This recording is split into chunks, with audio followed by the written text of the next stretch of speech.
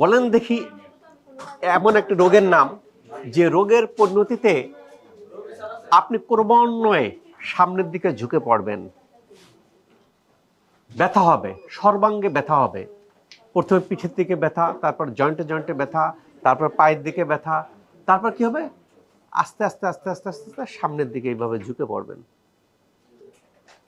এইভাবে হাঁটবেন। এরকম একটা রোগ। যারা এই রোগে ভুগতেছেন তারা বুঝে গেছেন অ্যানকালাইজিং স্পন্ডালাইটিস। অ্যানকালাইজিং স্পন্ডালাইটিস আমরা এএস বলে থাকি রোগের সংক্ষেপে, এবং এই অনেকের এই ক্ষেত্রে আমরা টেস্ট করে দেখি এই সেলে B27 পজিটিভ হয়। আমাদের মাথার মধ্যে গেঁথে আছে যদি এই সেলে B27 পজিটিভ হয় এই রোগ জীবনে ভালো হবে না। আজকে আমার কাছে যিনি দাঁড়িয়ে আছেন ইনি এই সেলে B27 পজিটিভ অ্যানকালাইজিং স্পন্ডালাইটিস, এর সাথে যোগ হয়েছে এভিএন, এ ভাস্কুলার নিক্রোসিস। জটিল, প্রত্যেকটা রোগী জটিল। এই যে তো রোগ হলে আমরা কি করি, আমরা এখানে কিছু ট্রিটমেন্ট করেই চলে যাই বিদেশ। কিন্তু বিদেশও তো ভালো হয় না, বিদেশে দিনের পর দিন ঘুরতে থাকি। বা বড় কোনো হাসপাতালে গেলেই হাসপাতালে বলে যে আপনার তো পা মুভমেন্ট করতে হবে না, আপনি তো ডিফেন্সে না, এই জাতীয়। আপনার বড় একটা হাসপাতালে কি কি বলছিল, আপনার কি সমস্যা ছিল? আমার সমস্যা ছিল স্যার এই হিপ জয়েন্ট কোনোভাবে ফোল্ড হতো না, হিপ জয়েন্ট ফোল্ড হতো না, কোনোভাবে বলটা ঘুরতো না। তো না ঘুরলে হাঁটতেন কিভাবে? স্যার সামান্য একটু ইয়া ছিল যে রোবটের যাতে মতো? না স্যার, মানে এর চেয়ে আগে এখন যে হাঁটতেছি তার চেয়ে খারাপ হবে, মানে স্টেপটা কম ছিল, হুম মানে আমার পায়ের স্টেপটা অনেক কম ছিল। এখন তো আল্লাহর রহমতে পায়ের স্টেপ স্যার অনেক বেড়ে গেছে। এখন শশী হাসপাতালে কতদিন ট্রিটমেন্ট নিলেন? স্যার 33তম দিন, আজকে 33 দিন। আজকে আমার 33তম দিন। এইসব সমস্যা হলে বিদেশে কোন দেশে গেছিলেন? কলকাতায়। কয়বার গেছিলেন? স্যার 2বার। মাত্র 2বার? 2বার।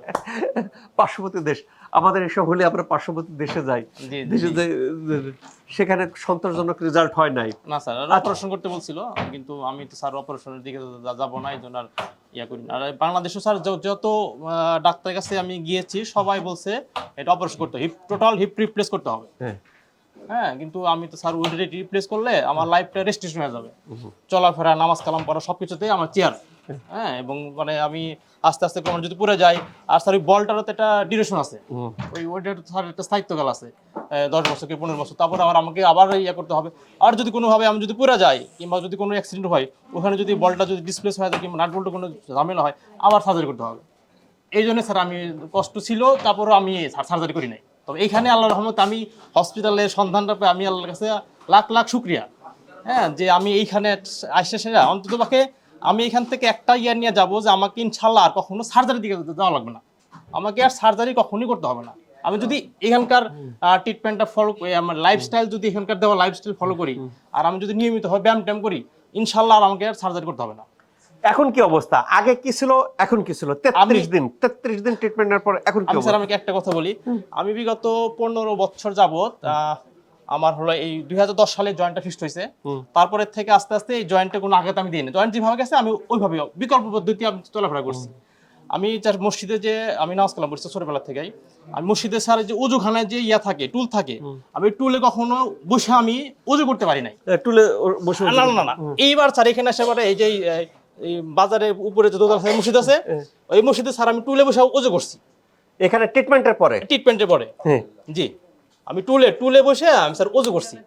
মানে এটা আমার কাছে অবসর মনে হয়েছে, কিন্তু পাটা ধুতে পারি নাই, কিন্তু স্যার আমি টুলে বসে আমি উজু করতে পারছি। এটা আমি কত যে আগে যে করছি এটা মনেই নাই। এখন হাঁটু কেমনে কট্টক ভাঁজ করতে পারেন? এখন স্যার আল্লাহর রহমতে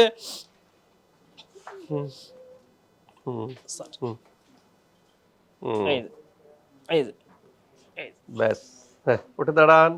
আগে আগে আগে স্যার শুধু এমন এমন করতাম, এই যে মানে এইটা কোনোভাবে বাদ হতো না স্যার, মানে এই জয়েন্টটা কোনো শুধু তোমার এমন এমন করতাম। প্রিয় দর্শক, যে আল্লাহর কাছে লাখো কোটি শুকরিয়া, জটিল রোগ এই সেলে B27 পজিটিভ অ্যানকালাইজিং স্পন্ডালাইটিস এভিএন, জটিল রোগ দেখলি অনেকেই ভয় পেয়ে যায়। এবং উনি একটা হাসপাতালে গিয়েছিলেন, বড় হাসপাতালের নাম বলার দরকার নেই, কি বলছিল আপনারা? স্যার সে আমারে প্রথমে দেখে এক্সরে প্লেটটা দেখে বলতেছে যে আপনার এই হিপ জয়েন্টটা আমরা কোনোভাবে টাচ করব না, এটা হিপ জয়েন্টে টাচ করব না, না টাচ করবে না, হ্যাঁ। শুধুমাত্র মেরুদণ্ডে ট্রিটমেন্ট করবে। আর এখানে যেভাবে আছে ওইভাবে চলতে থাকেন, আপনার লাইফ কেটে যাবে।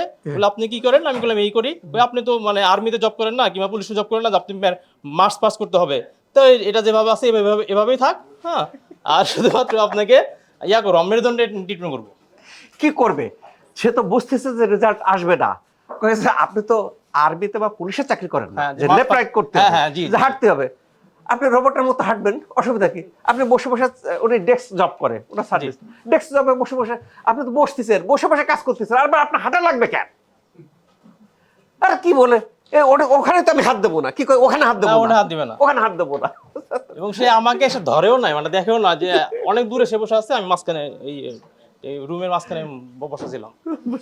আর শশী হাসপাতালে আসার পর কিন্তু প্রত্যেকটা রোগী কিন্তু আমি দেখি, রোগী কিন্তু আসার পরে কি বলি, দাঁড়ান আপনার সমস্যাটা বলেন, আমি বুঝে যাওয়ার পরে দেন। অনেকে আশ্চর্য হয়ে যায়, স্যার ভালো হবে, স্যার ভালো হবে। যদি এই ছেলে B27 পজিটিভ, অ্যানকালাইজিং স্পন্ডিলাইটিস, আপনার এভিএন, এই রোগগুলি আবার স্বাভাবিক অবস্থায় ফিরে আসে, এটা আসলে আশ্চর্য হওয়ার মতো। কেন? এখানে এর জন্য একটা কম্বিনেশন ট্রিটমেন্ট দেওয়া হয়, এবং সাধারণত এই রোগগুলি আমার কাছে যারা ভালো আসছেন, ইনি 33 দিনের রেজাল্ট পাইছেন, ম্যাক্সিমাম লাগে 60 দিন। এই রোগটার ক্ষেত্রে 60 দিন, 30 দিনেও অনেকের রেজাল্ট আসে না। ইনার আল্লাহ তাআলা মাফ করছে 33 দিনেই। অনেকে রোগী আমার এখানে 60 দিন ছাড়া ভালো হয় না এই রোগের ক্ষেত্রে।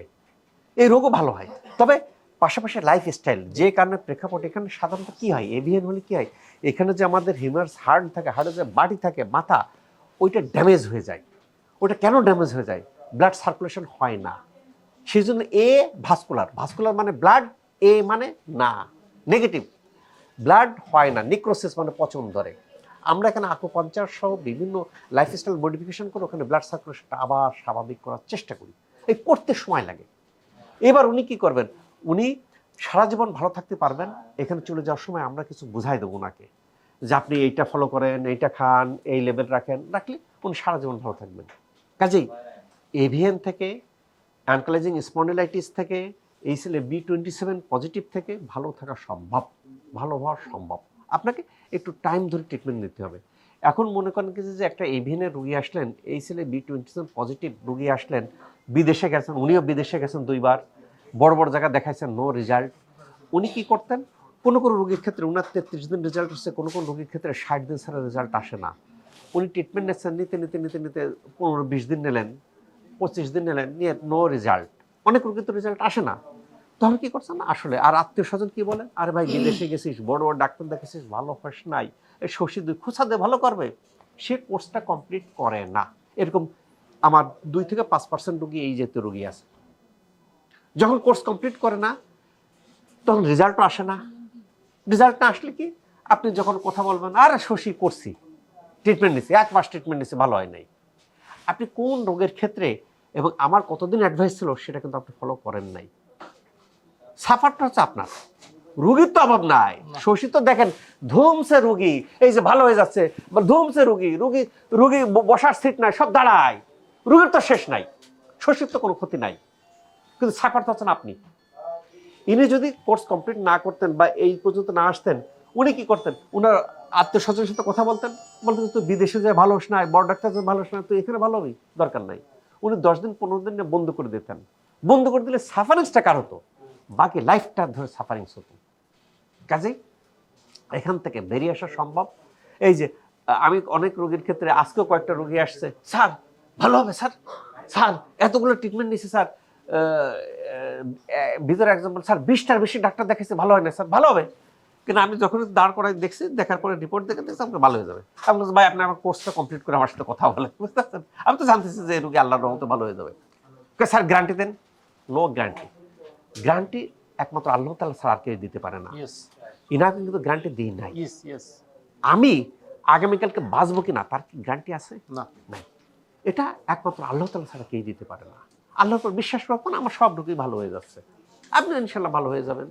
কাজেই কেন, আসলে কি তার দোষ না, এত জায়গা দেখাইছে, দেশ বিদেশে দেখাইছে, দেখাইছে পরে ভালো হয় না, কাজে বিশ্বাস করতে কষ্ট হয় যে এই যে তো রোগী ভালো হবে কিনা।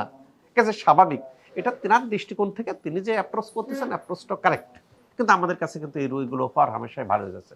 পাশাপাশি লাইফস্টাইল ভেরি ভেরি ইম্পর্টেন্ট, কেন বডির মধ্যে যদি অনেক কিছু ঘাটতি থাকে তাহলে এই জিনিস কিন্তু ক্রমান্বিত হতে থাকে। আবার অনেকে বলে স্যার আমি আমেরিকা থেকে ভিটামিন খাইছি, স্যার ভিটামিন ডি খাইছি। আমি কি খাইছি সেটা বিবেচ্য বিষয় না, আমার বডির মধ্যে কি আছে সেটা টেস্ট করে দেখি কিছু কম। বলে ভাই আপনারটা অ্যাডিকুয়েট হয় নাই। আমি খাবো কি খাবো না সেটা ডিপেন্ড করে আমার বডির মধ্যে কতটুকু আছে। ভিটামিন যেরকম আমাদের ক্যালসিয়াম যেমন আমাদের শরীরের জন্য উপকারী, এক্সেস হয়ে গেলে আবার ক্ষতি করে।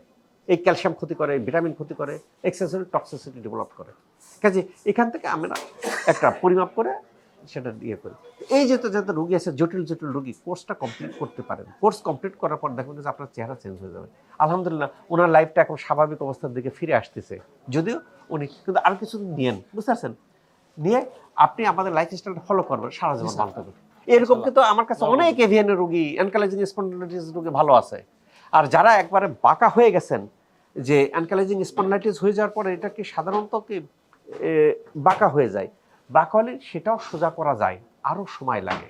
কেউ যদি অ্যাডামেন্ট থাকেন যে আমি সোজা হব, ব্যথামুক্ত লাইফ লিড করবো, ওষুধমুক্ত লাইফ লিড করবো, তাহলে কোর্সটা কমপ্লিট করবেন, আপনার গাইডলাইনগুলো ফলো করবেন, ইনশাল্লাহ দেখবেন কি যে আজকে ইনার মুখে হাসি, যে এখন কেমন আপনার ফিলিংসটা কেমন, বা আপনার ফ্যামিলিও স্যার তারাও মনে করেন যে মানে এত খুশি যা বলার মতো না স্যার। মানে আমি যে মানে সার্জারি থেকে তো বের হয়ে আসছি, মানে আমার আম্মু অলওয়েজ বলতো যে দোয়া করতো যে তোমাকে জানি কোনো সময় সার্জারি করতে না হয়, অপারেশন করতে না হয়। আমার একটা ইচ্ছা ছিল স্যার, আমি জানি যে মানে মসজিদে গিয়ে দাঁড়ায় থেকে নামাজ পড়তে পারি। এটা আমার অনেক আগে থেকে স্যার গিয়া যাতে আমার যাতে অপারেশন করতে না হয়, আল্লাহ আমাকে মনে করেন মিলাই দিছে। যাক, আল্লাহ তাআলা আসলে আল্লাহর রহমত না হলে এরকম জটিল রোগ শশী হাসপাতালে আসে ভালো হতো না। আল্লাহর বিশেষ একটা রহমত আছে বিধায় কিন্তু এটা হচ্ছে। আমরা আশা করব যে এই যেহেতু যত রোগ আছে তারা আসে যেন সঠিক চিকিৎসা নেন, এবং আল্লাহর কাছে প্রার্থনা করি আল্লাহ যেন এই যেহেতু জটিল রোগ থেকে মুক্ত রাখেন। আসলে এই যেহেতু জটিল রোগ দেখলে আমার মনের মধ্যেই ইয়ে করে, রোগী আসার সাথে সাথে জটিল রোগ আছে আমি ফার্স্ট আল্লাহর কাছে করি, আল্লাহ তুমি একে এই ঝামেলা থেকে মুক্ত করো, এই অসুখ থেকে মুক্ত করো। আমার নিজেরই মানবতা বোধটা এত তীব্র আকার ধারণ করে চোখের পানি চলে আসে কিছু কিছু ক্ষেত্রে। আমাকে যারা দেখবেন কিছুক্ষণ পর পর কিন্তু আমি উঠে যাই। একটা ছোট বাচ্চা ডিএমডি পেশেন্ট, হাঁটতে পারতেছে না, মাসকুলার ডিস্ট্রফি, হাঁটতে পারতেছে না, তার সারা জীবন পড়ে রয়েছে, আমাকে খুব বেদনা দেয়, আমাকে খুব খারাপ লাগে। বাট করণীয় কি? করণীয় আল্লাহ যদি তৌফিক দেয়, ভবিষ্যতে আমি এমন একটা ইয়ে করতে চাই, আমি একটা ফাউন্ডেশন সাথে যুক্ত আছি এবং আমি এটা এনজিওতে রূপান্তর করতেছি, যদি কোথাও থেকে ওরকম ডোনেশন পাই। কিন্তু এদের ট্রিটমেন্ট লাগে দীর্ঘমেয়াদী। আপনি মনে করেন ডিএমডি রোগী, সে তো ছোট বাচ্চা থেকে ট্রিটমেন্ট দিতে দিতে এই পর্যায়ে চলে আসছে, সে আর খরচ করবে কোথায়? এটা অর্গানাইজেশনের সেই সাপোর্ট দেওয়ার মতো সমর্থন নাই। সে হয়তো দেখা যায় 6 মাস থেকে 9 মাস বা 1 বছর ট্রিটমেন্ট দিলে ভালো হয়ে যাবে, সেই 1 বছর ট্রিটমেন্টটার মতো অ্যাবিলিটি তার নাই। কিন্তু আমি বুঝতেছি যে সারা জীবন পড়ে রয়েছে, সে সর্বোচ্চ 1 মাস সেখানে ট্রিটমেন্ট দিতে পারে, 1 মাসে কিছু ডেভেলপমেন্ট হয়, অনেকেই দেখবেন যে কিছু কিছু ডেভেলপমেন্ট হচ্ছে। আল্লাহর কাছে প্রার্থনা করে আল্লাহ যেন আমাকে সেই তৌফিক দান করে, আমি তাদেরকে খুব কম পয়সায় বা ফ্রিতে ট্রিটমেন্টের ব্যবস্থা করব। এটা খুব আমাকে পীড়া দেয় যে ওয়ার্ল্ডের চিকিৎসা নাই, আপনি কোথায় যাবেন? কিছু কিছু রোগ আছে ওয়ার্ল্ডের চিকিৎসা নাই, আপনি যাবেন বিদেশে ভালো হবেন না। যেহেতু আল্লাহ তাআলা আমাকে সেই কানেকশনটা ধরাই দিছে যে না এর মধ্যে ভালো হয়, টাইম লাগবে, বাট অর্থ খরচ হবে, সে অর্থ তো অ্যাবিলিটি তাদের থাকে না। কাজে দেখা যাক যে ভবিষ্যৎ আল্লাহ তাআলা সুনিপুণ পরিকল্পনাকারী, উনি জানেন যে কতটুকু করতে পারবো, কি করতে পারবো। তবে আমার মনের ভিতরে এই জিনিসটা আছে যে আল্লাহ তাআলা যদি আমাকে তৌফিক দেয়, ওরকম একটা নামমাত্র মূল্যে যেন দীর্ঘমেয়াদী যাতে ট্রিটমেন্ট লাগে, 6 মাস 1 বছর ট্রিটমেন্ট লাগে, সেই ব্যবস্থাটা কেন এটা হয়, এটা একটা কম্বিনেশন ট্রিটমেন্ট। আমাকে আপনি প্রায় দেখে থাকবেন, কে আসে বলে স্যার আপনাকে দেখাতে আসবে, আপনার নাই বিদেশে। হ্যাঁ, কিছুদিন পর পরে বিদেশে যেতে হয়, টেকনোলজির প্রতি আমার দুর্বলতা, কোন টেকনোলজি ভালো এগুলো অ্যাডাপ্ট করতে হয়, আনতে হয়। আনার পর নতুন কিন্তু শশী হাসপাতালের কোন রেজাল্ট এসে, এবং সবচেয়ে বড় কথা কি এই যে উনি বেরিয়ে আসছেন কোনো রকম পেন কিলার স্টেরয়েড না। স্টেরয়েড যদি বেশি নেন, বেশি নিলে কিন্তু স্টেরয়েড নিলে এই যে ইনার যে এভিয়ান হয়েছে, অনেকের এভিয়ান ঘটে। স্টেরয়েড খাওয়ার কারণে এরকম হয়েছে। আমি দীর্ঘদিন স্যার সালাদিন খাইছি, দীর্ঘদিন ওরাসিনকে খাইছি অনেক দিন, 3 বছর 4 বছর, আর সালাদিন তো খাইছি অনেক দিন। এই যে তো কাজে আমরা এই যে তো রোগী যারা বেরিয়ে আসতেছে, এবং আমার এখানে তো কোনো ওষুধ দেওয়া হয় নাই, না কোনো ওষুধ নেই, without medicine. No pain killer, no steroid. Without medicine. Thank you. ঠিক আছে। পালন করা যাবে আমাদের গাইডলাইন। দোয়া করবেন স্যার, অবশ্যই। ইনশাআল্লাহ। আল্লাহ তাআলা আমাদের তৌফিক দান করুন, ভালো রাখুক, এই প্রত্যাশায় ডক্টর শহীদুল ইসলাম।